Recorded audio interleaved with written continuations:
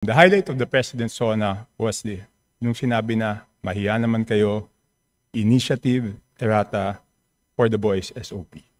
So ang initiative at errata ay nanggagaling po yan sa Kongreso. Kaya nga medyo nahirapan si Sec. Ralph na sagutin kung paano nabawasan yung iba dahil talagang Kongreso po may alam yan. At dalawang pagkakataon po yan, sa BICAM at sa small committee.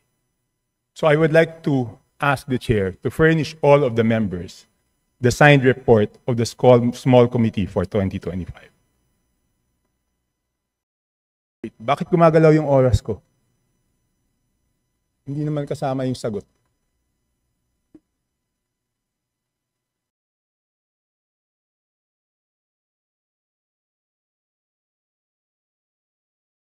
Thank you very much, Representative Chanco. The request will be put under consideration and we will let you know if it's possible to... No.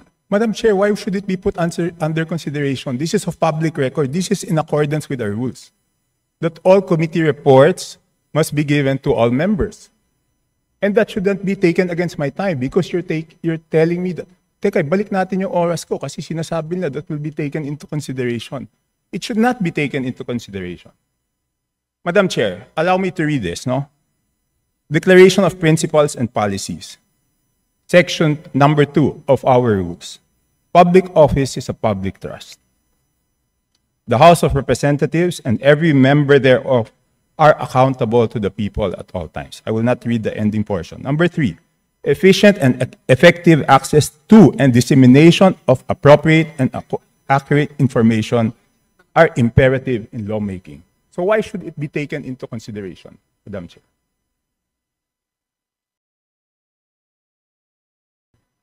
This representation was not the appropriations chair at the time.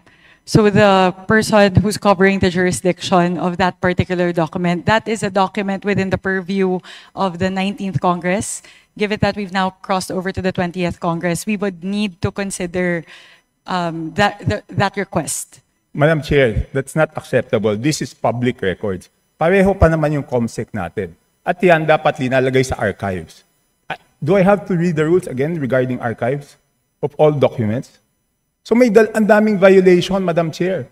Walang record, hindi binigay. Ngayon, it's not readily available. Walang record sa archives. Ano to, sikreto? Again, this representation was not the appropriations chair. Let's ask the committee secretary, where are the signed records of the 2025 small committee report?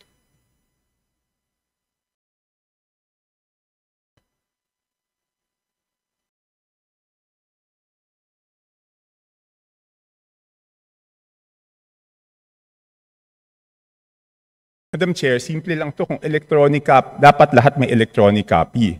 So dapat i-email sa amin lahat within 5 minutes, di ba?